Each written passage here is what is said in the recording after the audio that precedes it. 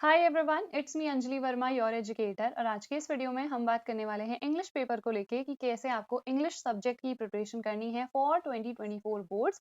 और हम बात करने वाले हैं क्लास 12th की। अब मुझे पता है सारे बच्चे बस यही सोचते हैं कि हम एंड में ही इंग्लिश की प्रिपरेशन करेंगे एंड हम बहुत अच्छा स्कोर कर लेंगे।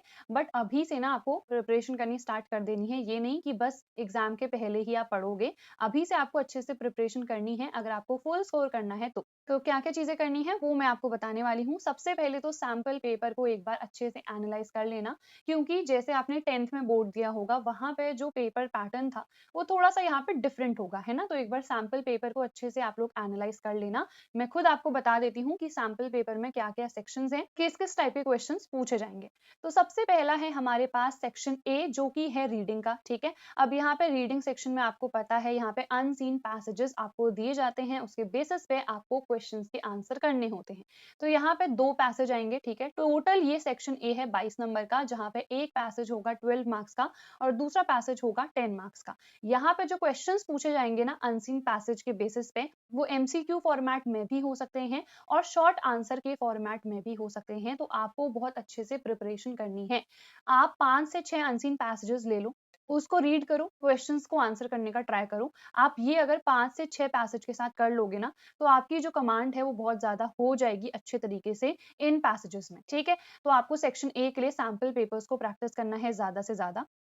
उसके बाद सेक्शन बी की बात करें तो यहाँ पे क्रिएटिव राइटिंग स्किल्स, जहाँ पे आपको अपनी क्रिएटिव राइटिंग स्किल्स शो करनी है कि कितने अच्छे तरीके से आप लेटर लिख सकते हो, नोटिस लिख सकते हो। तो यहाँ पे ये वाला सेक्शन भी हमारे पास 18 मार्क्स का है। ये वाला भी नहीं, एक्चुअली ये वाला सेक्शन 18 का है, इससे पहले वाला हमारे पास 22 मार्क्स का था। ठीक है, तो यहाँ पे देखो सबसे पहले एक तो नोटिस आएगा, एक नहीं एक्चुअली यहाँ पे 2 नोटिस आएंगे। आपके पास ऑप्शन होगा कि आप एक ही चूज करो। ठीक है, तो जो भी आपको इजी लगता है कि आप अच्छे तरीके से उसमें लिख सकते हो, आप उस नोटिस को चूज कर लेना।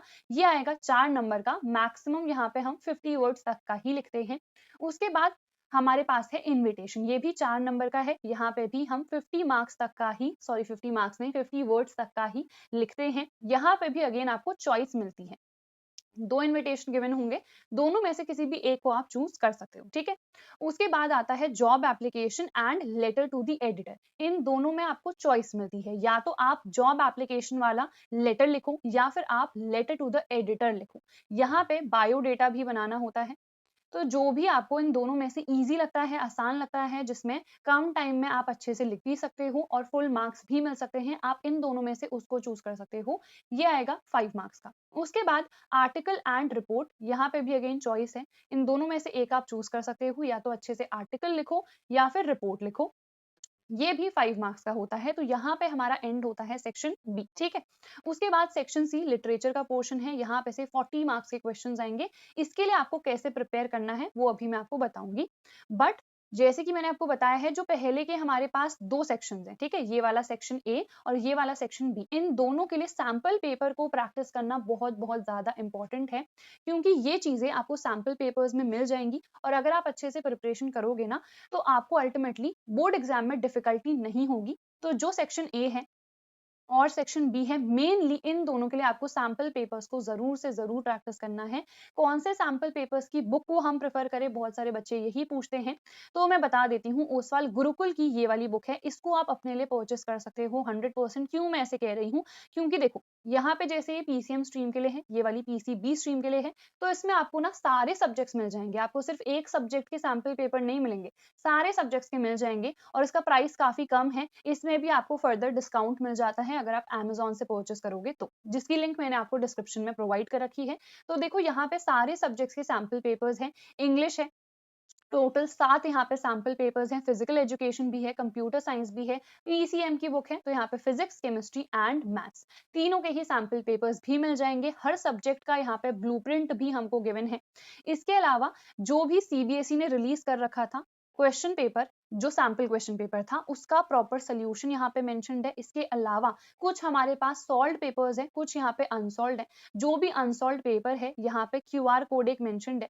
इस क्यूआर कोड को आप जैसे ही स्कैन करोगे, you will directly get the solution. ठीक है, तो यहाँ पे हर एक पेपर का आपको सोल्यूशन मिल जाएगा। काफी अच्छी बुक है, डिस्क्रिप्शन में मैं लिंक प्रोवाइड कर दूंगी, आप जाके परचेस कर सकते हो। देन अब हम लिटरेचर का यहाँ पे देख लेते हैं एक बार प्रॉपर्ली सिलेबस क्या क्या है। आपको पता है 2 बुक्स हैं, एक है फ्लेमिंगो, दूसरी है विस्तास। तो फ्लेमिंगो में प्रोज एंड पोएट्री 2 हैं। प्रोज यानी कि जो भी आपके चैप्टर्स हैं, सो ये सारे चैप्टर्स हैं मेंशन्ड है यहाँ पे। ये सीबीएसई का 2024 का ही सिलेबस है। फिर पोएट्री में ये सारी पोएम्स हैं, तो इनके एक्सप्लेनेशन आपको अच्छे से देखने हैं, कौन से चैनल्स फॉलो करने हैं अभी वो भी बताऊंगी। देन है विस्तास, यहाँ पे अगेन ये सारे चैप्टर्स हैं, बहुत ही सिंपल और इंटरेस्टिंग चैप्टर्स हैं, तो आप चाहो तो अच्छे से रीडिंग भी कर सकते हो। रीडिंग करोगे तो चैप्टर बहुत अच्छे तरीके से, बेहतर तरीके से आपको समझ में आ जाएगा। ठीक है, अब देखो समरी वीडियोस आपको देखनी है सबसे पहले चैप्टर्स के लिए। सो जितने भी चैप्टर्स हैं उनके लिए आप देख लेना समरी वीडियोस। ये 3 मेन चैनल्स हैं, वैसे तो इसके अलावा भी बहुत सारे और चैनल्स हैं जिनको आप प्रेफर कर सकते हो, या अगर आप किसी चैनल से ऑलरेडी पढ़ रहे हो, आपको लगता है कि काफी अच्छा वहां पे पढ़ाया जा रहा है, तो आप कमेंट बॉक्स में बाकी बच्चों को भी बता सकते हो वो चैनल्स। मैंने पढ़ा हुआ था when I was in class 12, तो मैंने एक्स्ट्रा क्लास से पढ़ा था। ये वीडियोस आज भी रेलेवेंट हैं, बहुत अच्छी वीडियोस हैं, बहुत अच्छे तरीके से मैम ने सारी चीजें एक्सप्लेन करी हैं। उसके बाद सिमरन सानी, इनकी भी वीडियोस काफी अच्छी हैं, एंड शिप्रा मिश्रा मैम, इन्होंने भी बहुत अच्छे तरीके से पढ़ा रखी हैं सारी ही चीजें इंग्लिश में। तो आप इन तीनों चैनल्स को प्रेफर कर सकते हो। इसके अलावा अगर कोई आपका फेवरेट या रिकमेंडेड चैनल है तो आप कमेंट बॉक्स में उसका नाम छोड़ सकते हो। ठीक है, उसके बाद पोएम एक्सप्लेनेशन आपको अच्छे से देखना है। ये तो लाइन टू लाइन आपको प्रॉपरली एक्सप्लेनेशन देखना है, ये नहीं कि बस समरी सुन ली पोएम की हो गया, नहीं, हर लाइन का आपको प्रॉपर मीनिंग आना चाहिए। ठीक है, उसके बाद क्वेश्चंस एनसीईआरटी यानी कि फ्लेमिंगो और विस्तास में जो क्वेश्चंस गिवन है ना बैक में, उनको आपको अच्छे से प्रैक्टिस करना है, क्योंकि वो लॉन्ग आंसर्स में डायरेक्टली एज इट इज आ जाते हैं। इसके अलावा 10 आपको प्रीवियस ईयर क्वेश्चन पेपर्स और सैंपल क्वेश्चन पेपर्स को प्रैक्टिस करना है। एंड डेली अगर आप 1 से 2 घंटा भी दोगे ना इंग्लिश को, तो बिलीव मी आप बहुत ज्यादा अच्छा स्कोर कर सकते हो। बस आपको सैंपल क्वेश्चन पेपर्स को अच्छे से देखना है। देखो प्रीवियस ईयर क्वेश्चन पेपर्स ना लिटरेचर वाले पोर्शन के लिए बहुत ज्यादा इंपॉर्टेंट है, क्योंकि जो क्वेश्चन आते हैं यहीं से रिपीट होकर आते हैं प्रीवियस ईयर से। और सैंपल क्वेश्चन पेपर्स जो सेक्शन ए है और सेक्शन बी है उसके लिए बहुत ज्यादा बेनिफिशियल रहेगा। ठीक है, सो जो भी चीजें हैं मैंने आपको बता दी हैं। आई होप आपको सारी चीजें समझ में आ गई होंगी। So that is it for this video. हम मिलेंगे हमारी नेक्स्ट वीडियो में। Till then bye everyone, take care and all the very best.